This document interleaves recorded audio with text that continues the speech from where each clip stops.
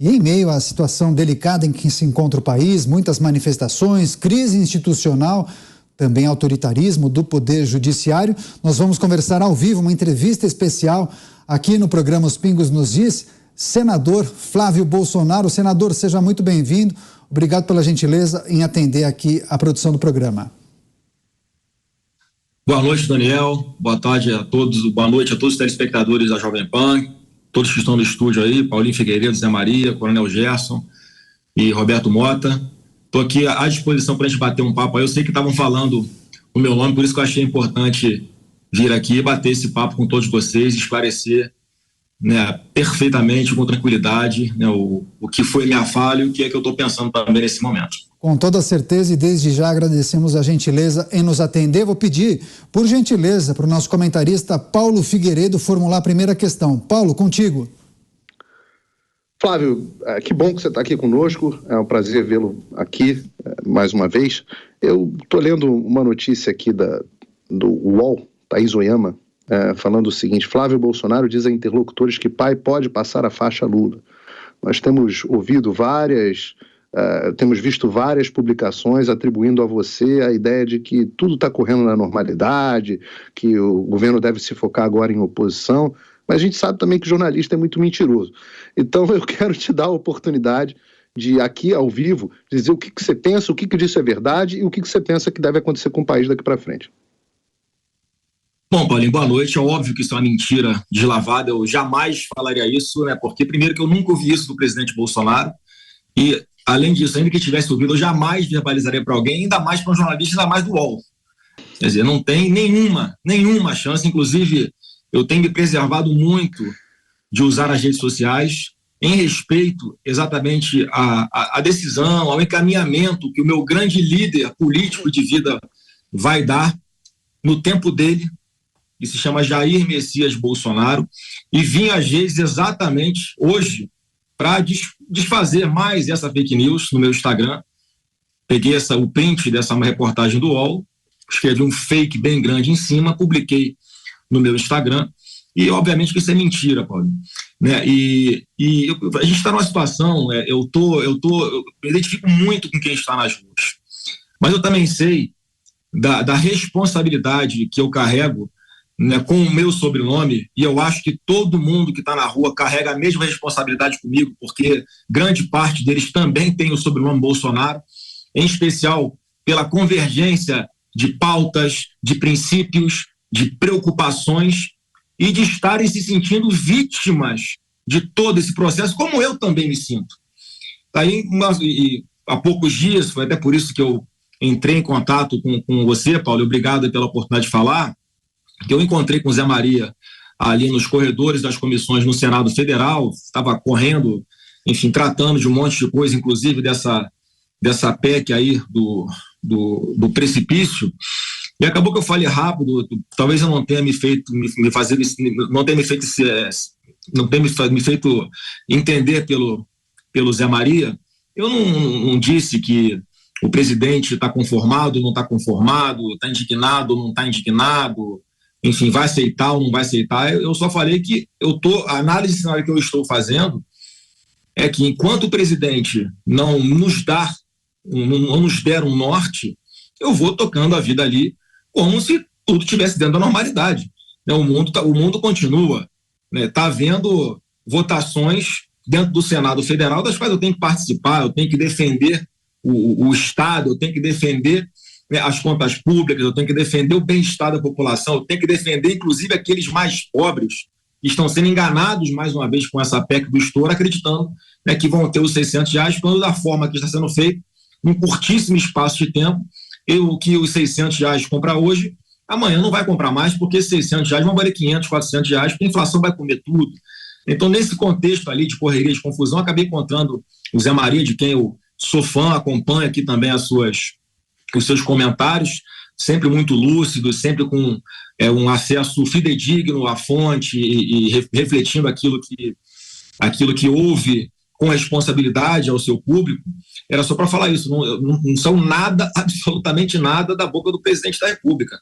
Tá? O que ele tá, eu tô numa situação, inclusive eu converso com ele praticamente todo dia, né? E não fico pressionando para ele falar alguma coisa ou para ele fazer alguma coisa, né? Tudo que eu tinha que falar para ele eu já conversei, toda análise que nós fazemos de cenários, ele sabe qual é a minha posição e assim, eu tenho que, na função que eu estou de total fidelidade e confiança, porque eu acredito no presidente Bolsonaro, eu acredito no capitão Bolsonaro, eu acredito no pai Jair. O que eu posso fazer é aguardar o que é que ele pensa em fazer, qual vai ser a decisão dele, como é que vai ser o norte, como é que ele vai sair, se movimentar da posição que ele se encontra hoje para o passo futuro, que eu também não sei qual é, e quem falar que sabe está mentindo, porque ninguém sabe, né? Se ele está tendendo para qualquer lado, ninguém pode falar, porque ele sinceramente não tem conversado com ninguém sobre esse assunto, como colocou o Paulo Figueiredo. Tá? A minha posição hoje, Paulo, é a seguinte: eu estou na mesma situação de todo mundo que está na rua. Eu estou louco para ir para a rua, para ir apoiar os movimentos, discursar, desabafar tudo que eu penso. Mas eu sei que eu falando, o establishment aqui em Brasília imagina que é o Jair Bolsonaro falando. Mas nós temos CPFs diferentes. Tem o que eu penso, tem o que eu acredito. Agora, eu tenho a convicção, e todo mundo que está nos assistindo também tem a convicção, de que Jair Bolsonaro é uma pessoa altamente capacitada, preparada, madura, consciente do que pode, do que não pode fazer, e certamente planeja os seus passos como sempre fez na vida. Ninguém pode subjugar, ninguém pode menosprezar a capacidade de alguém na condição dele que chegou à presidência da República. No livro que eu escrevi sobre ele, Jair Messias Bolsonaro, mito ou verdade? Tá vendo na internet. É impressionante como é que Deus age na vida dele. Em várias situações na vida dele, principalmente as mais importantes que eu narro nesse livro, ele parece que faz tudo para dar errado. E no final dá certo. Inexplicavelmente. Tanto é que, quando a gente discutia o título do livro, um dos títulos que a gente pensava em colocar era Beco Sem Saída. Mas no final sempre tinha uma saída, e a última, que é até onde eu vou com esse livro, a última porta que se abre é da presidência da República. Então, assim, não dá para ninguém cravar o que é que está passando na cabeça dele agora.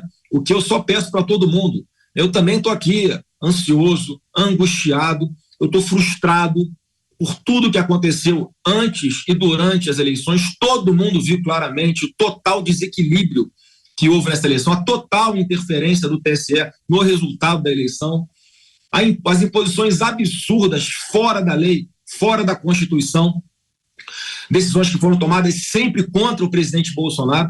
Aí, de vez em quando, tinha uma coisinha ali que eles faziam para dar um ar de legitimidade. Não, olha, nós estamos usando a mesma regra para os dois lados. É mentira, todo mundo sabe que não foi assim que aconteceu. E apesar de todo esse cenário de perseguição com ele, em especial da grande maioria da mídia tradicional, da mídia maior, gigante no Brasil, ele ainda consegue chegar a um resultado, com a diferença tão pequena. E isso, olha, que eu não estou nem falando das dúvidas que a gente vai ter eternamente sobre urnas eletrônicas. Não adianta isso aí, ninguém vai apagar com multa, com censura, com prisão. Essa dúvida vai continuar existindo.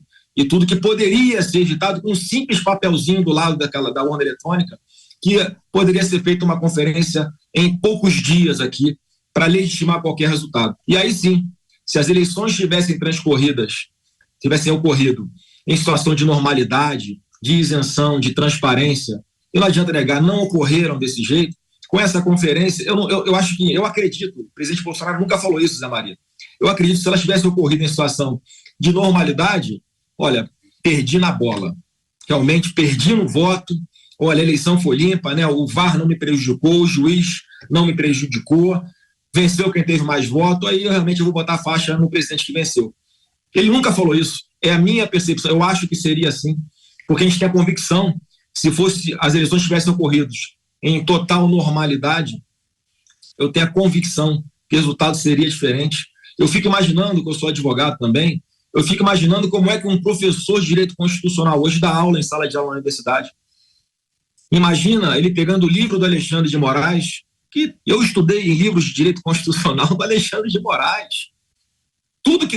Grande parte do que está nesses livros, ele simplesmente não aplica hoje na prática. Está tudo relativizado. Está uma bagunça generalizada. No mundo jurídico, aqui dentro dessa bolha, que eu converso com muita gente, as pessoas não têm como defender o que Alexandre de Moraes está fazendo, mas aí criou-se uma ilusão. Isso, eu dei uma entrevista recente, há poucos dias, se não me engano, no Metrópole, sobre isso, falando exatamente o seguinte: as pessoas acreditavam que o Bolsonaro estava preparando, desde o primeiro dia do seu governo, um golpe militar. Então vamos nos prevenir desse golpe. Vamos criar aqui os instrumentos, né, as facas, as espadas na cabeça do Bolsonaro, para que, se ele desviar um pouquinho, a gente vai pegar ele na curva. Só que isso nunca foi cogitado. O presidente Bolsonaro, várias vezes, ele era o maior apaziguador que tinha. Ele me orientava: Flávio, não vai nessa linha. A gente quer fazer a coisa certa, eu só quero ter paz para governar. As pessoas aqui em cima vão, aqui do outro lado da praça, vão entender que eu não sou ameaça. Eu cansei de dialogar com vários ministros do Supremo Tribunal Federal, acreditando que eles pudessem resolver essas atrocidades, esses excessos, essas perseguições de uma forma interna. Que aqueles mais experientes pudessem chegar no Alexandre de Moraes e falar: Alexandre, vem cá, olha, já deu, o que está acontecendo não dá mais, você ultrapassou todos os limites, vamos restabelecer a normalidade institucional, vida que segue. O Bolsonaro não é ameaça para ninguém, ele está agindo, sempre agiu, sempre vai agir dentro da Constituição Federal. Só que isso não aconteceu, o Senado também não agiu, e eu faço uma meia-culpa com relação a isso. Lá atrás, eu tinha a percepção de que não era necessário uma CPI da Lava Toga, porque eu acreditava que isso pudesse ser resolvido internamente entre eles, porque eu conversava com vários deles e a mensagem que vinha era essa. As coisas foram passando, foram acontecendo, atitudes não foram sendo tomadas. Agora, chegou até o ponto do próprio presidente Jair Bolsonaro protocolar um pedido de impeachment do ministro Alexandre de Moraes no Senado Federal. O que aconteceu? No mesmo dia ele foi arquivado. Então, hoje é uma verdade que o Senado Federal está refém. E eu tenho conversado com o atual presidente Rodrigo Pacheco sobre isso. Desabafei com ele várias vezes, pedi que ele exercesse o seu dever institucional de fazer essa mediação, mas parece que ninguém tem a capacidade de fazer isso, porque o Alexandre de Moraes é um cara que não tem limite, simplesmente. Parece que é uma psicopatia, que ele, nesse momento, parece que está gostando de fazer maldade fora da lei. Acho que ele se apaixonou por isso, virou um vício e perdeu o controle. Eu acho que nem dentro do Supremo há controle mais sobre isso. E eu lamento demais. Eu já estive com o Alexandre de Moraes pessoalmente pelo menos 3 vezes, tentando distensionar essa situação, e a mensagem era sempre a mesma: ministro, o presidente só quer paz para governar. Ele foi eleito, está exercendo o seu mandato dentro da Constituição. Os números estão aí. Mesmo com pandemia, olha como é que o Brasil está se comportando muito melhor em relação ao mundo. Não tem ameaça, não existe isso. Mas a grande mídia sempre distorcendo, botando pilha, ministros se sentindo popstars, né, de dar entrevistas e manifestar sua opinião, defendendo na cabeça deles a democracia, que nunca esteve ameaçada. Está ameaçada por eles próprios.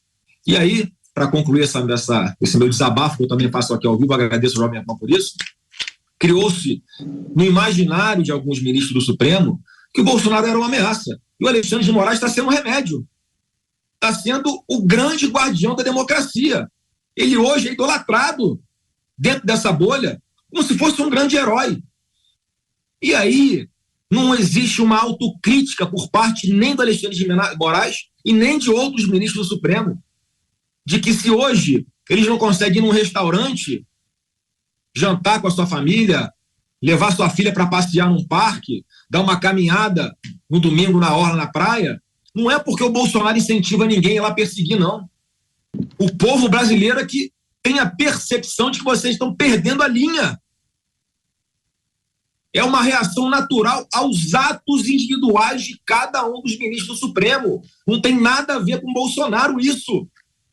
Assim como tem várias pessoas nas ruas que eu tenho certeza que nem votaram em Bolsonaro.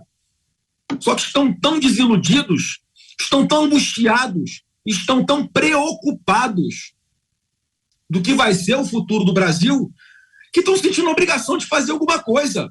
E estão indo para a porta de quartéis onde eles se sentem, pelo menos ali, buscando alguma segurança. E, sinceramente, eu não sei o que vai acontecer. Eu não sei o que vai acontecer amanhã, na segunda-feira, no final do ano, no dia 1º de janeiro. Não sei. Porque, simplesmente, o que está acontecendo nas ruas, as pessoas, os caminhoneiros, não tem absolutamente nada a ver com o Bolsonaro, um movimento completamente orgânico. Não tem um zap de ninguém da família Bolsonaro para ninguém nesses lugares para fazer qualquer coisa. Pelo contrário, quando vem buscar o meu gabinete, por exemplo, para pedir para que a gente faz, fica na rua ou não fica, eu falo, olha, você faz o que você quiser.